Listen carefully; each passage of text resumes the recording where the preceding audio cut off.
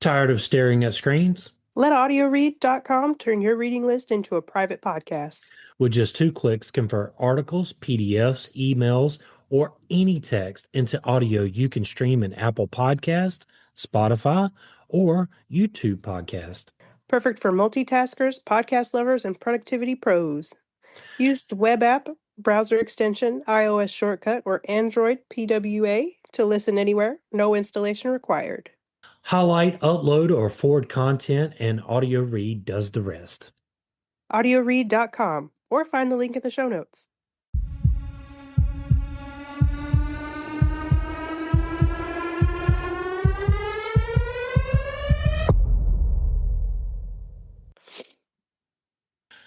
Hi, I'm William. And I'm Kat, And that makes this Info on the Go. answering questions you want to know. So, Kat, I have a question for you before we really get into this. Have you ever heard of Quintland? No, not at all. Not before this, anyway, right? Right. What about quintuplets? I've heard of quintuplets, but not this particular case. All right, so let's get into it. And what did we say we were going to call this? Dionne. Dionne. In 1934, in a small farmhouse in Ontario, 5 identical girls were born. Overnight, they became the most famous babies in the world. And these were the Dionne Quintuplets: Annette, Émilie, Yvonne, Cécile, and Marie. Their birth was a medical miracle, a world first, and instantly a media sensation. But their story wasn't just about survival, it was about what came next. Oh, yeah, and it's going to get kind of Weird. very, and it's going to get weird fast. So the Quints were taken from their parents and displayed in what we're going to call a human zoo, maybe, and they gave it a name, Quintland.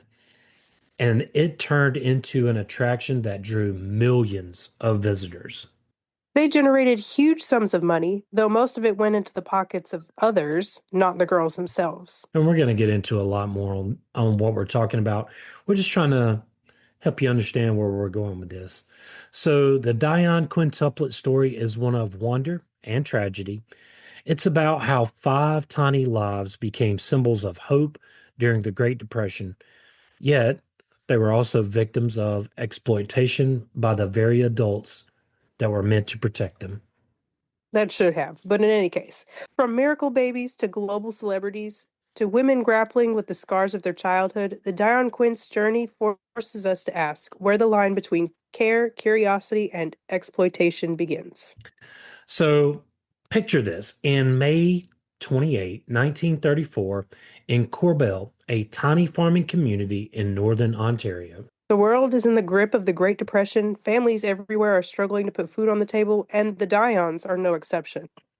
Yeah, so we're going to quickly kind of introduce the parents here. The mother, Elzire Dionne, she was 24 years old at the time of the quintuplets' birth. She and Oliva was living in a farmhouse with limited means. Oliva Dionne, father. He worked as a gravel hauler. The parents struggled to make ends meet, and the birth of the quintuplets, while a miracle, brought them into the public eye. Yeah, I mean, basically overnight, too. So Oliva and Elzire Dionne were poor farmers, already raising 5 other children. And life is hard, money is scarce, and now Elzire is pregnant again. No one could have imagined what was about to happen. That morning, in their modest farmhouse without electricity or modern comforts, Elzire went into labor. At first, the local doctor thought she was delivering twins, but then another baby came, and then another, and then another. And by the end, 5 tiny, identical girls had entered the world: Yvonne, Annette, Cécile, Émilie, and Marie. That's got to be crazy back then to think, you're going to have twins. We need to really put this in perspective. They already are raising 5 children's, probably hand to mouth. And now all of a sudden you have 5 more children. Right off the rip. I mean, that's the quickest way to get 10 kids I've ever heard. Yeah, I mean, so the quintuplets, they were astronomically small. Each baby barely weighed 2 pounds. Wow. This is in the 30s we're talking about too. Right. Okay. Modern medical science was not exactly up to par. Yeah, and we're going to talk about what life expectancy was after multiple births after twins. It was not great during this time at all. Multiple births aren't great in today's age, let alone in the 30s. Born 2 months premature, which is amazing. They weren't expected to survive the night, and the family improvised desperately. Yeah, the babies were wrapped in swaddling cloth, placed together in a wicker basket, and kept warm near the wood stove. Oh, their first meals came not from formula or breast milk, but from a homemade mixture of water, corn syrup, and cow's milk delivered carefully through an eyedropper. Well, can you imagine that? Like feeding these five girls with an eyedropper? No. Like, cool, because they didn't really have sufficient bottles back then either. Like, if we were to do the history of bottles and how they came to be, they were iffy. Baby formula. Okay, sounds good. Bottles, baby formula, we're tied together. Um, but against all the odds, these babies hung on for life. They wanted to live. Yeah. Word spread quickly. A set of identical quintuplets had never survived before, not anywhere in the world. Not anywhere in the world. That is what makes this story spectacular. In the beginning. Yeah, in the beginning. Yeah, in the beginning. Newspapers picked up the story almost instantly. Reporters swarmed the quiet little farmhouse, um, eager to ca eager to capture photos and updates of the quintuplets. Within days, the Quints weren't just a family miracle, they were a global sensation. Global. So the world saw five tiny girls who shouldn't have lived, and yet they did. But the miracle, so full of hope, was only the beginning of a much stranger and darker story. Oh yeah. So at first, the Dion family tried to care for the quintuplets on their own. But raising five premature infants was an almost impossible task in the 1930s, especially for poor farmers with no access to modern medical care, in addition to raising five other kids on a farm. Yeah, I mean, and we're talking about probably a three-room farmhouse. We're not talking about anything spectacular here. Right. So doctors rushed in, offering consistent supervision, and soon the government of Ontario became involved. Which sounds great. The government's helping a poor family out. All right. Yeah, it sounds like it's going to be amazing, right? Right. Sounds like it's going to be awesome. Yeah. Right. Officials said it was all about protecting the children. The world was watching. After all, these five little girls had become international news. If they survived, it would be seen as a triumph of science and modern medicine. But if they died, it would be a national, global tragedy. Yeah. In 1935, barely a year after their birth, the Ontario government made a shocking decision. They took legal guardianship of the Dionne quintuplets. Can you imagine, 5 years, a year after their birth, the government comes in and says, you're not capable. We're going to take care of them.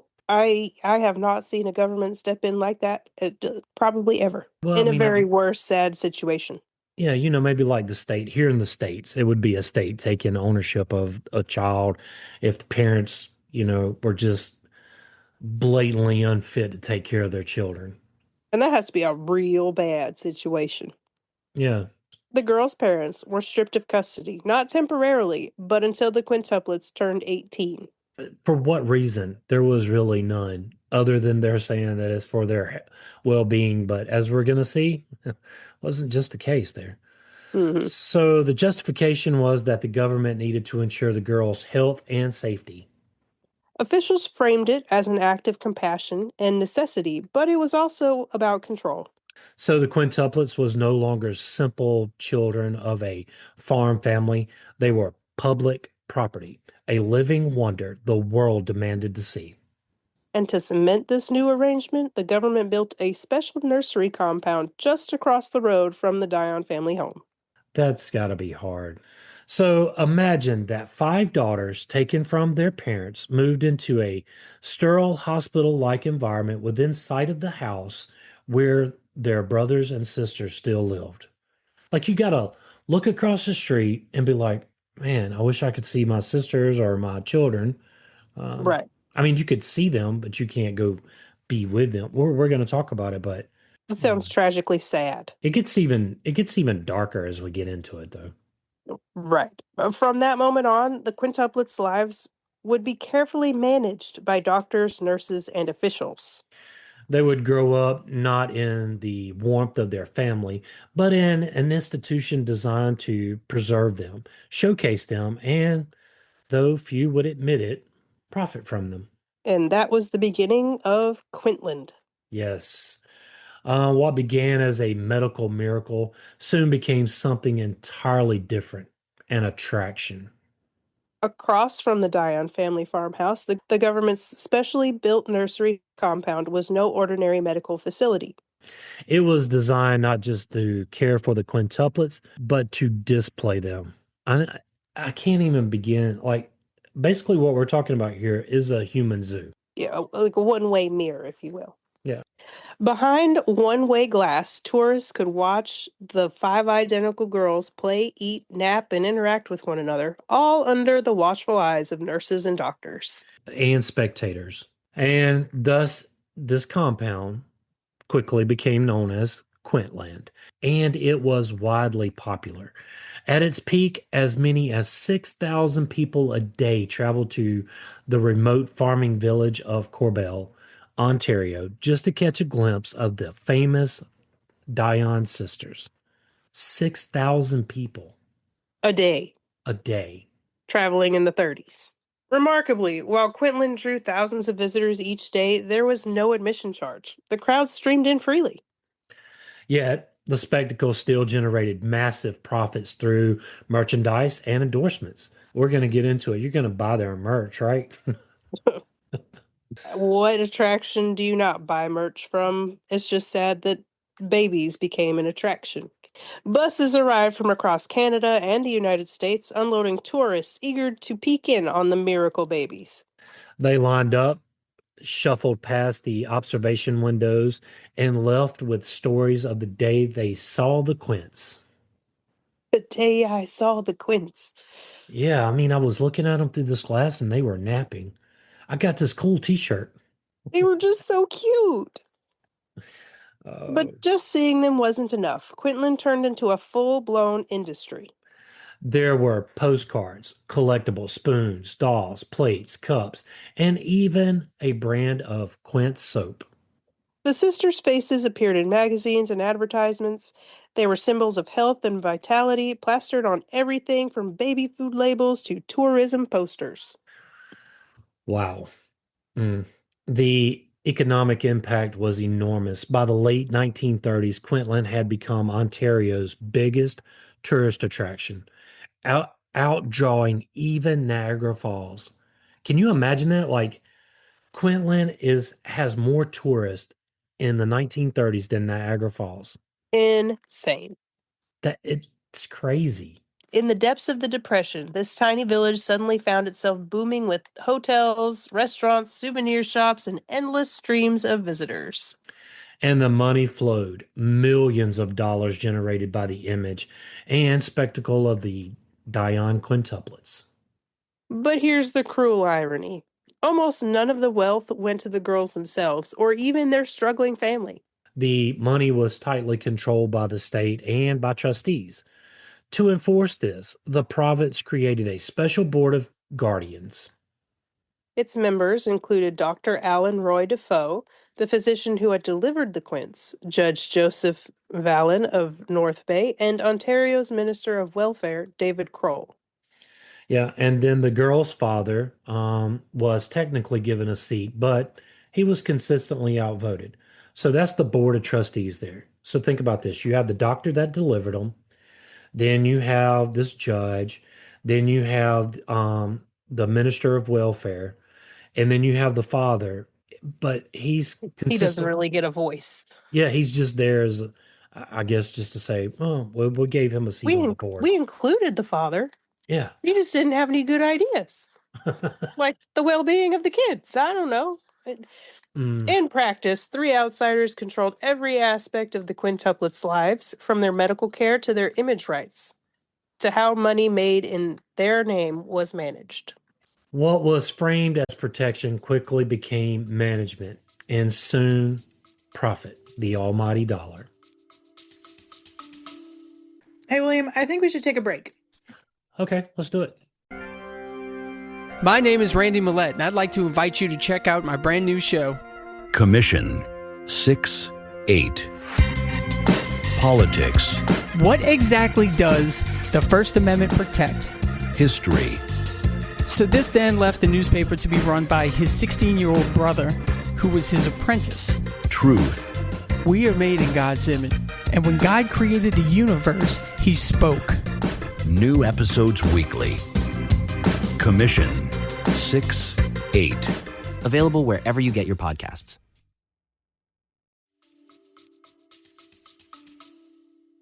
While outsiders profited and the government basked in the publicity, The quintuplets grew up behind glass, objects of fascination, but not owners of their own lives. to the world they were a wonder. To the girls themselves, they were captives in a tourist attraction built around their childhood. I think that sums it up right there. They were captives in a tourist attraction. That's awful. It is very awful. As the years passed, the Dionne parents grew more and more bitter. As they should. They should have I imagine from the very beginning. Right. Like, I can't even have my own babies that I birthed. And then you got to walk across the street and watch them grow up. I'd been mad. Yeah. They had watched from across the road while their daughters became the center of a tourist empire, with doctors and government officials reaping the benefits. So the parents accused authorities of exploiting the quintuplets, of using them as a spectacle rather than treating them as children. But despite their protests, they remained powerless. For nearly a decade, the government and the so-called guardians controlled every aspect of the girls' lives. You know, Kat, I think before we go any further, we should take a break right here. And so now that we're back, I guess we'll get into, you know, I guess we'll kind of get into the Quints leaving this Quintland, right? Right. So finally, in 1943, when the quintuplets were 9 years old, custody was returned to their parents. On paper, it was a victory. On paper. Right. The sisters were reunited with their family, but in reality, it was far more complicated. The girls had spent their entire childhood as public property. They were used to schedules, nurses, structured playtimes, and constant observation. And I imagine almost anything they wanted, except for freedom. Yeah. And to think, you're going to go back to this family that you don't even know, 9 years separated. It is going to be a major adjustment. Moving back into a crowded farmhouse with five siblings they barely knew was disorienting. The very small farmhouse. Yeah. The Quints were no longer miracles. They were just children, expected to fit into a family dynamic that felt foreign to them.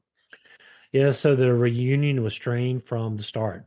The older Dionne siblings sometimes resented the attention the Quints received, while the quintuplets themselves often felt misunderstood or even unwanted. Wow, I can see both sides of this. Like you have the other five kids that are not getting any of this attention, then you have these five that are. Five that know what their expectations are, and the other five that do not. Their father was strict and at times domineering, and their mother struggled to bridge the emotional distance that years of separation had created. For the Quints, the homecoming wasn't the happy ending the public had imagined. Well, I would say not. I mean, you're going from, like you said, pretty much whatever you wanted to having structure. Well, in the 30s, going back into the family of the 30s, the dynamics were not what we think of today. 30s farmers. Yeah, You got hard work and chores to do. pretty much. Instead, it marked the beginning of a difficult and often painful family life filled with resentment, suspicion, and a lingering sense that they had never truly belonged, neither to their parents nor to themselves. By the time the Dionne quintuplets reached adolescence, they were famous everywhere. But this was a fame they couldn't escape. Even as the tourist crowds faded after custody returned to their parents, the fascination with them never really went away. Yeah, I mean, imagine that. So you're going to have newspapers and magazines that are still going to try to follow their lives because it's a story, right? Right. And wherever they went, they would be recognized. And instead of the church people showing up at your doorstep to talk to you about the good Lord, it's the news crew trying to get what they're doing now. Could you imagine? You know how you have like tabloid news now where they go stick the camera in your face and they're doing all this? Mm-hmm. I mean, the 30s didn't have any kind of boundaries. No. Behind the headlines, though, their teenage years were far from glamorous. Raised in a deeply Catholic household, the Quints were subjected to strict rules, discipline, and expectations of moral purity. Their education came through boarding schools where they were kept together as a group but apart from the rest of their peers. Normal friendships, dating, and social opportunities were rare. They had grown up under glass, and even in adolescence, that glass never fully disappeared. Each sister wrestled with the emotional scars of their unusual upbringing. For Emily, the path seemed to be faith. She joined a convent, seeking a quiet life of service. But tragedy struck in 1954 when she suffered an epileptic seizure and died at just 20 years old. Jeez. Yeah. She was the first of the quintuplets to pass away, and her loss deeply shook her sisters.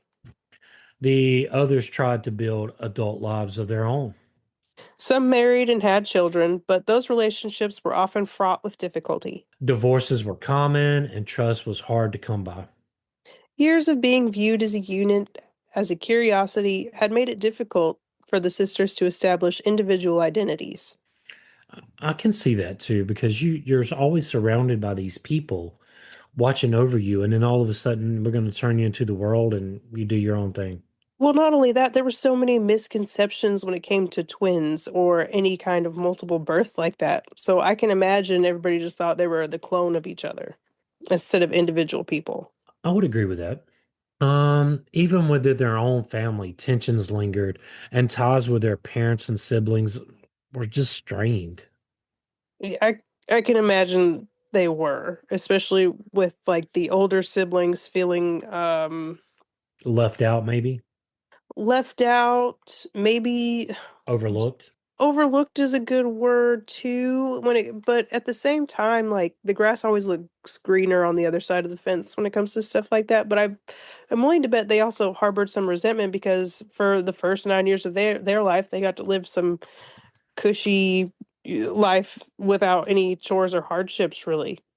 That would be what the siblings were thinking, but the girls are being viewed by glass. They're having to do all these you know, photo shoots and Right, like this wasn't exactly as fun as you guys thought it was.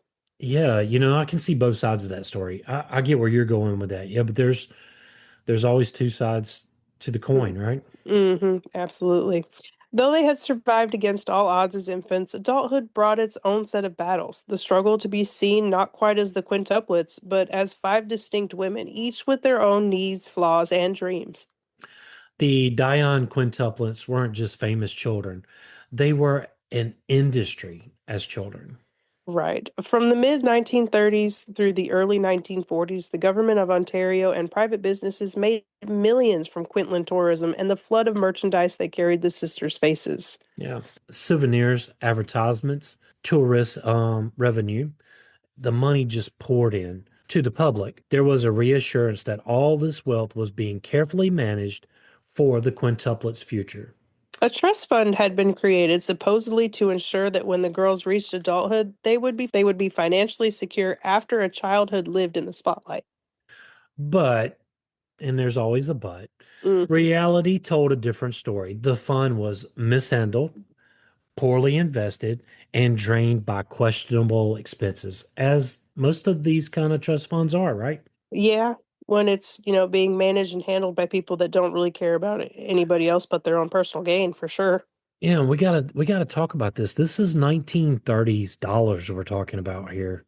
And you're going through a very hard time globally for the Great Depression. And then you have all this money that's just being created. That's the reality of the story, too. Right. By the time the sisters became adults, each received only a small fraction of the fortune they had generated in their name. Even though the trust grew to nearly $1 million, by the time the sisters came of age, only about 800,000 remained. There's no record of the parents receiving a direct payout from that fund. Instead, the family's only material benefit was a new mansion built from those funds. Hey, instead of living in that farmhouse, we're just going to build you a mansion up here. And Right. And we're all square, right? yeah, pretty much. We ruined your kids' life. We took your kids away from you, but yeah, this is going to make it all better right here. Meanwhile, the father operated a best-selling souvenir shop across from Quintland, another indirect way he profited from his daughter's fame.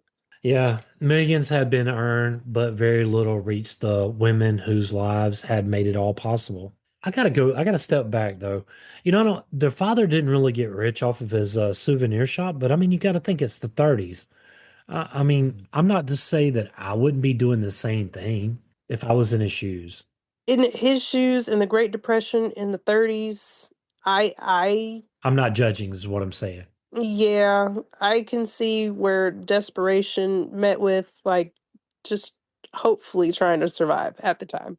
So, decades later in the 1990s, three of the surviving sisters, Cécile, Annette, and Yvonne, decided to fight back. So they sued the Ontario government for mismanagement and exploitation, finally demanding accountability for what had been taken from them. In 1998, the province agreed to a settlement, about $4 million, divided among the three survivors. It was a symbolic acknowledgement of injustice, but in truth, it was only a sliver of what had been made of their childhoods. The money could never undo the years of separation and emotional scars or the fractured family bonds.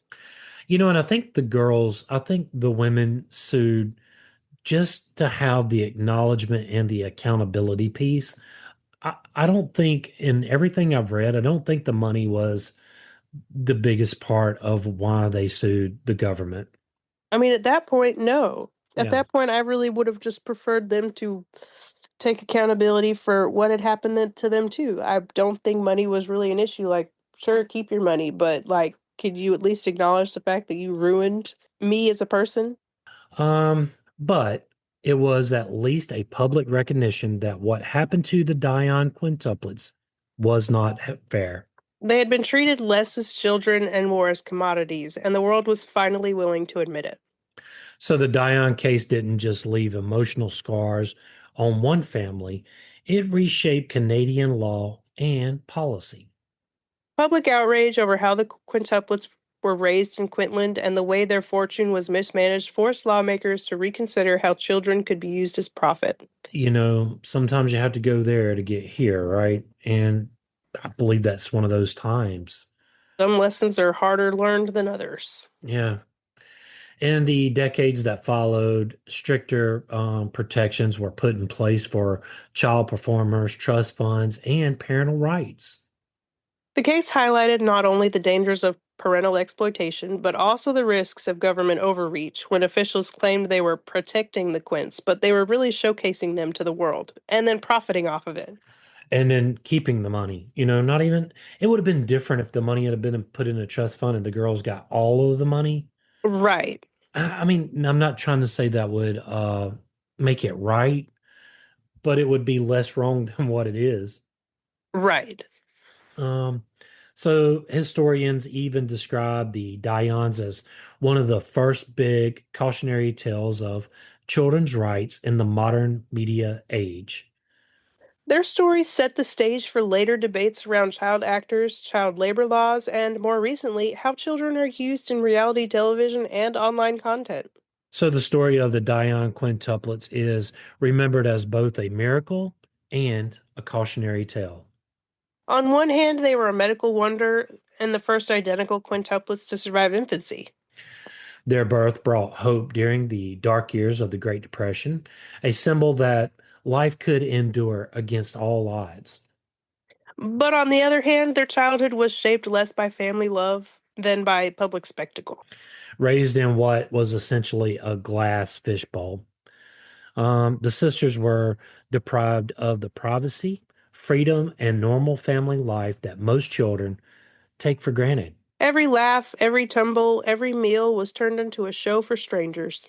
Could you imagine as a parent not getting to enjoy any of that with your children in their first years? That sounds terrible. Yeah, yeah, A, very.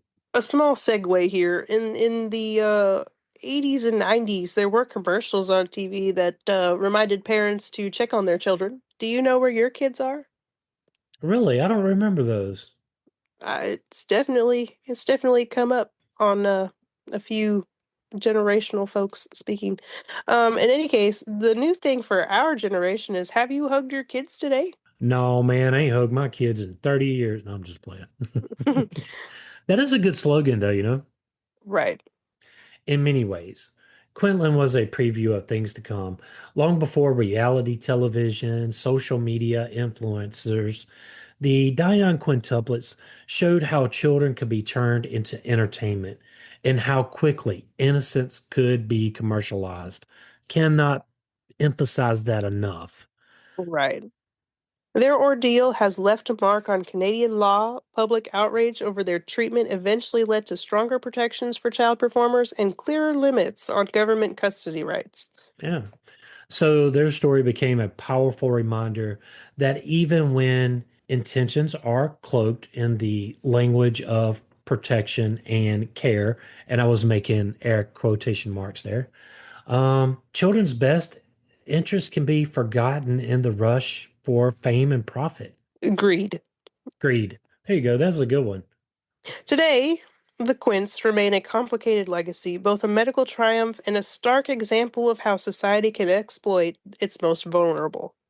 So their lives force us to ask difficult questions about where we draw the line between wonder and exploitation and how we protect those who cannot protect themselves. From their miracle birth in a farmhouse in northern Ontario to the years on display at Quintland to the struggles of adulthood, the Quints' lives were shaped by forces far beyond their control. They became symbols of hope, objects of fascination, and tragically, um, commodities in a system that valued their fame more than their childhood. As the years passed, the sisters' paths diverged. Émilie had died first, tragically young in 1954 at the age of 20 from an epileptic seizure. Yeah, as a convent. And then Marie was the second to pass away in 1970 at age 35. Yvonne followed in 2001. Most recently, Annette passed away in 2024.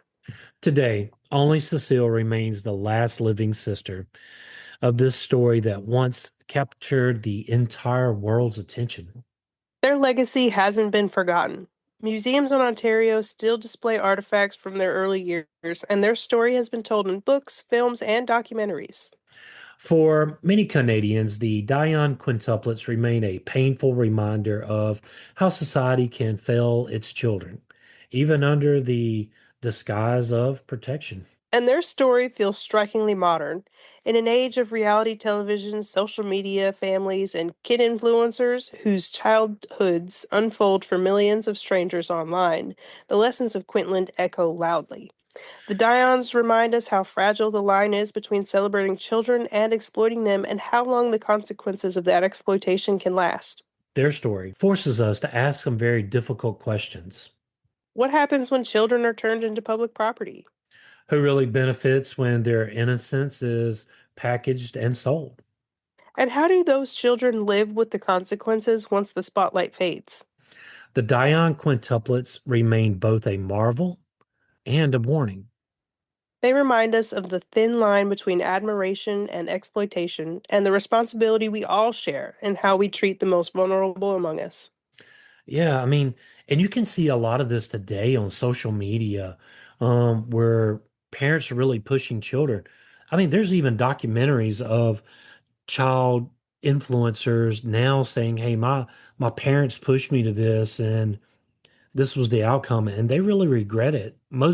Some of them, not all of them. I'm not saying this is a tragic story for all kid influencers, but I mean, there's the child actors, there's the kid influencers. I mean, and then there's the whole just not safe people for your kids to be around kind of thing. And it's all really in the name of making money. I think so. This story is kind of different than some of those that we talked about. The parents are involved in some of those decision makings. You got to think the Dion parents, they were not involved in any of the decision making. The government stepped in, took their kids, put them in a zoo. I'm going to call it for what it is. It was a human zoo, and profited off of it, along with all these other people and these trustees. The family Right. saw none of that. So I mean, yeah, I don't know. This was a very tragic story to me. Agreed. Agreed. But it is time for us to leave the Quints and Quintland. If you would like to support this podcast, tell a friend and help get the word out. I like how you did that. Um, if you would like to help us keep the show going, you can do so at Patreon. You can find the link in the show notes. William and I want to thank you for listening. Yes, thank you. Join the Facebook group at Info on the Go Share with us your show ideas. or ask us a question. Subscribe and follow us wherever you get your podcast. Send us a text using the link in the show notes or leave a review. It helps get the word out. Email us at, infoonthegopodcast@gmail.com. and yes, that is all one word. Till next time. Stay curious.